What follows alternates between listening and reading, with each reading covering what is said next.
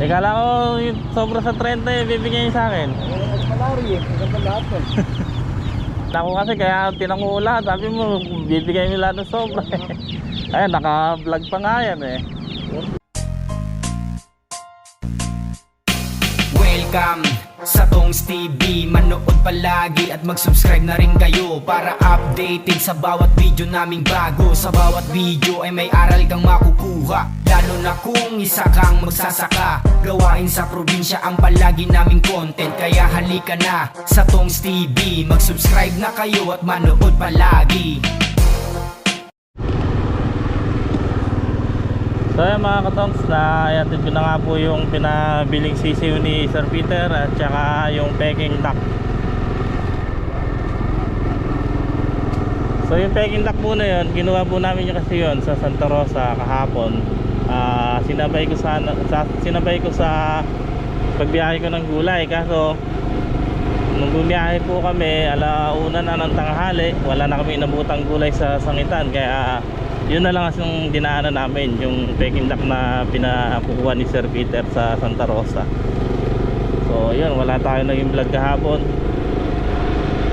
At ayun, ngayon hinatid ko, then nagpasabay na rin ng 10 sisiw na 45 days para dun nga po sa kapatid niya na alagaan. At ngayon, yung naiwan nung kanina, kukunin natin para alagaan ko naman ano.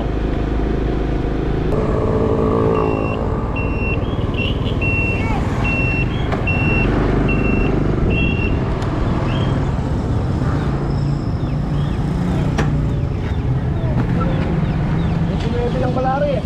Ha? 29 eh. Oh, hindi pa naman lahat eh. Kala ko yung sobra sa 30 bibigyan niyo sa akin.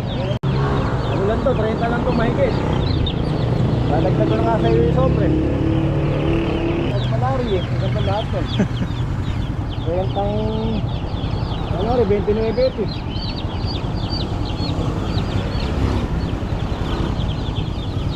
29 at saka ilito naman 12. Ilan?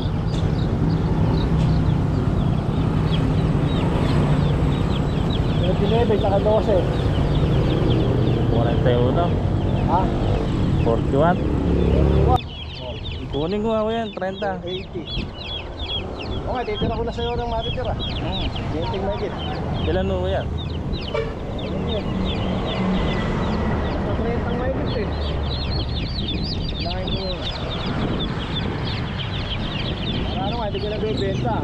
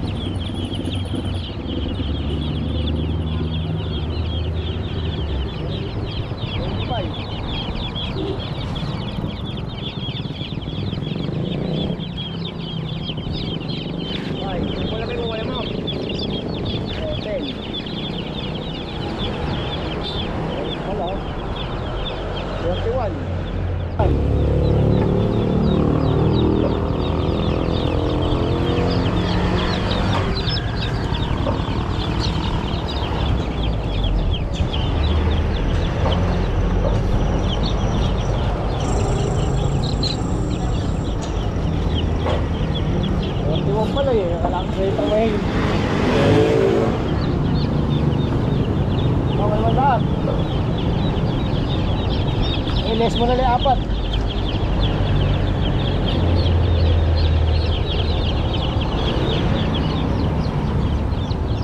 Less mo na lang 4. Ha? 4 na lang dadagdag, okay. 4. Oh, 41, 30, 47. Hindi, 30 lang o eh. Kala ko eh. Sabi niyo kasi bibigyan sa akin. Matagdag pa sa'yo, 4. Naiiwanan pa yung... Lalo lang yun.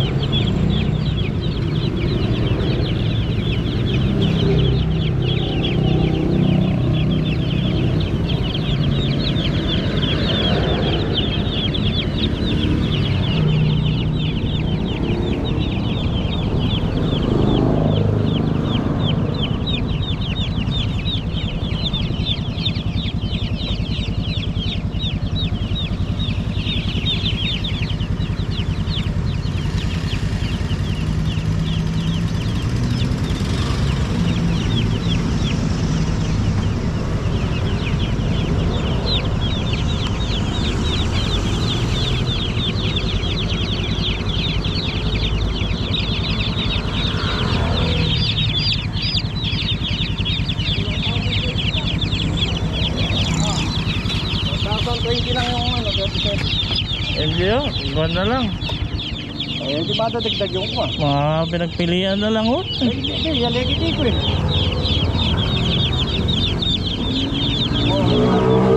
Kaya nga sabi ko kukunin ko na lahat. Kaya sabi niya, kung bibigyan niyo lahat ng sobra sa 30 eh. Hindi, akala ko nga 30 mahigit, 41 pala. 1,020 o 1,000 na lang.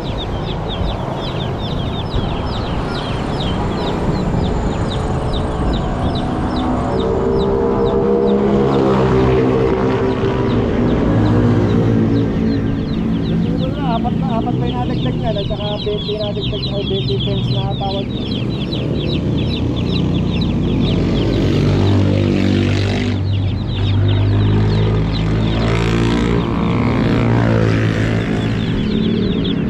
Waiting.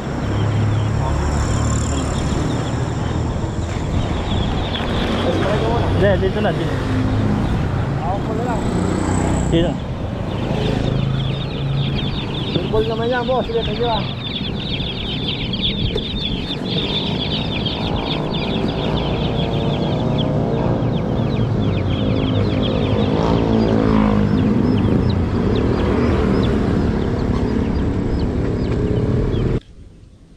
Ayun na nga po mga katongs, at kanina nung pagkakuha ko ng sisiw, so biglaan nagkuhan ako, nagkayak ng kulungan dito dahil yun nga, ang balak ko pa naman ayusin ko pa yung mga kulungan dito bago ako mag-alaga. Kaya lang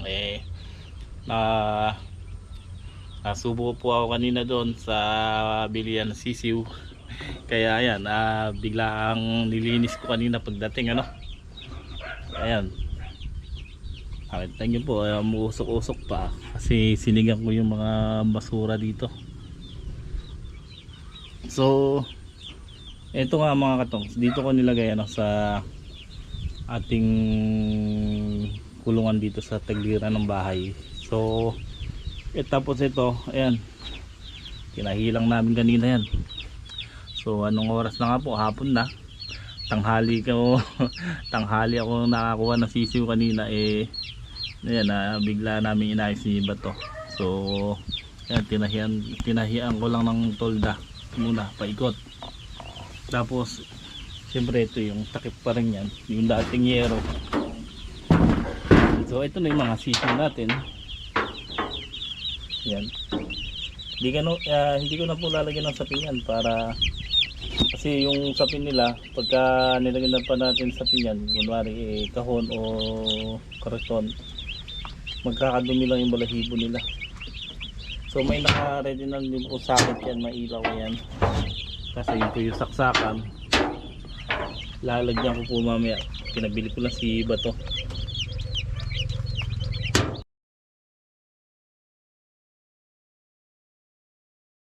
Yun nga po, yung kanina hindi maganda yung kausap yung pinagbilang ko.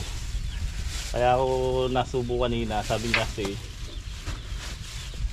pagka kinuha ko yung 30, yung lahat daw na yun, yung sobra sa 30 bibigay na. Kaya yun, nung tinarga niya yung 10 piraso kay Sir Peter, yung una binili ko, kaya pinadagdagan ko na ng 2 kasi alam ko maraming sobra. Tapos yung pagbalik ko, pinababayaran din yung sobra. Sabi ko hindi maganda ng kausap to, naka-video pa naman yon. Hindi na ako napagtalo dahil alam ko naman na kuwan na siya kumaga, iba yung kanya style. So pinabayaan ko na lang din hanggang sa ayun, nakalibre naman ng 4, 2 kay Sir Peter, 2 sa akin. Tapos yung 37 pinabayaran. Tapos bali ang napunta sa akin 29, kay Sir Peter 12. Tapos ang binayaran kong total doon 37. Then pagdating nga dito, namatay yung isa. Tapos ayun, 28 na lang to. So hindi na siya mauulit sa akin, diba? Yung suki ko kasi sa kurba, yung binibilang ko talaga doon ng magaganda, walang dating. Kaya doon ako sa kabila nakabili doon nga. So ayun, pinagbigyan ko na lang siya. Mahirap nang makipagtalo. At sa akin kasi, kaya ako namang una nga sabi ko, kung 30 bibili ko magkano, sabi niya 28. So dadagdagan na lang eka kita pag ganun tumawad sa 28. Tapos sabi ko, kasi benching ko lang yung bili ko dun sa kabila. Sabi niya, sige kunin mo na kay 30, lahat na sobra sa 30 sa'yo na. Tapos pagbalik ko, so nung hinatid ko nga yung kay Sir Peter, pagbalik ko pinababayaran lahat ng sobra. Para nga sigurado na, nung binayaran ko yung 10, hindi ko na muna kinuha yung sukle, para sigurado din siya nakukunin ko. Tapos pagbalik ko ala, at least gano'n naman sa umpisa, pagka nasubukan mo wala na, kuwan na lang siya susunod, hindi, wala na palang susunod.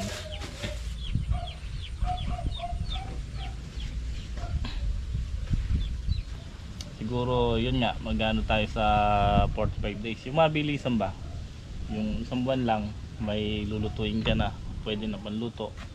Kasi sinasabi naman nila na hindi daw masarap yung 45 days kasi purong feeds ang pinapakain. So ako naman, pagka alagang ganyan,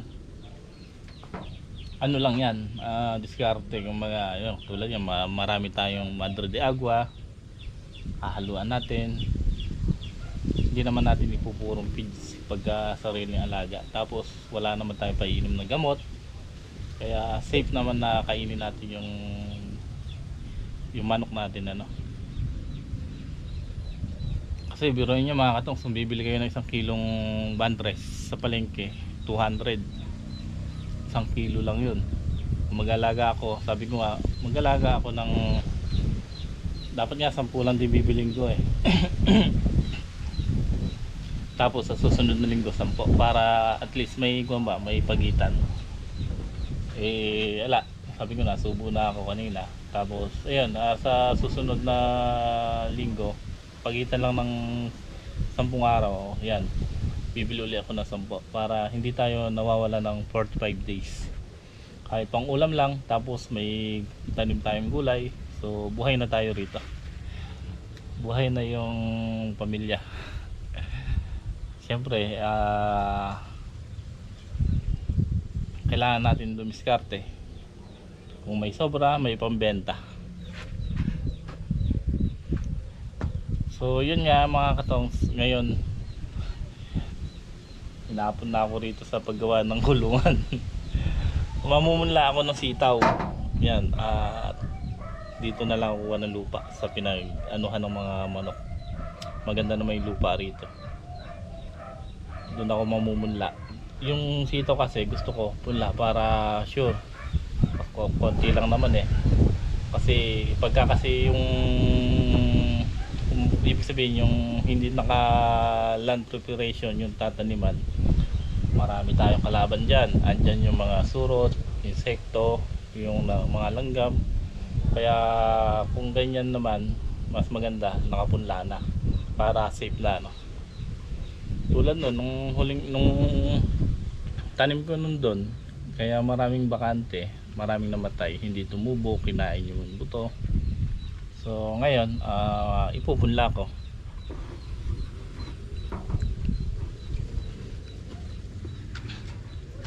Ito nga po pala yung ating Carolina Reaper, ang dami ng hinog.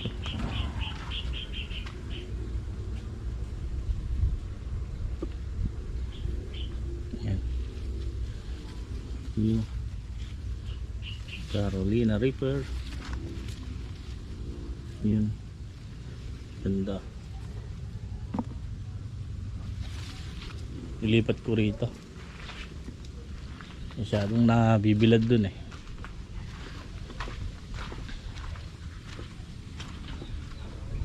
so okay na, lalagyan ko na lang sila ng ilaw mamaya pagdating ni Bato.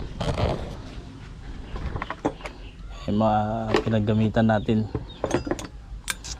ay Mahirap lang ganun. Wala naman talaga sa plano ko pa yung pagbili ng bantres.